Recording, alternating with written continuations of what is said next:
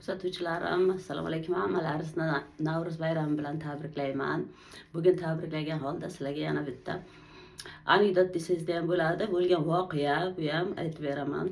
Mana kollektivimizdan yigitlar yig'ilishibdi-da, hammasi Mayovkaga boribdi. Mayovkaga borib, hammasi endi bu yigitlarning ichida 25 yoshligi ham bor ekan, 35, 40, 55 yoshliklari ham bor ekan. Ular Mayovkaga borganda o'rtadan bitta katta daryo o'tar ekan. Daryoni bu tomoniga tushib qolibdi yigitlar Mayovka qilib o'tirsa, daryoni u tomonida ayollar paydo bo'lib qolibdi-da. Chiroyli ayollar, ular ham Mayovkaga kelgan ekan, faqat ayol kishilar ekan hammasi. Endi erkak kishilar bilasizlar, ovchi bo'ladi. Hammasi bilan qiziqib qolibdi-da. Bana bu 25-30 yoshli yigitlar aytibdi, davay debdi, suzib o'tamiz qizlar tomonga, ayollar tomonga suzib o'tamiz debdi.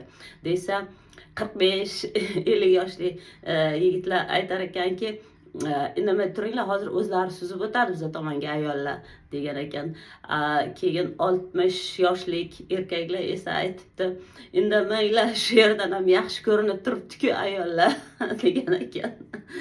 Bu degani erkaklar yosh katta bo'lgandan keyin suslashib qoladi demoqchi emasman. Kollektivimiz hamma yigitlari juda zo'r, hammasi yosh, chiroyli bo'lib yuribdi. Hammalaringizga bayram kayfiyati ulashgan bo'lsam, rahmat, sog' bo'linglar.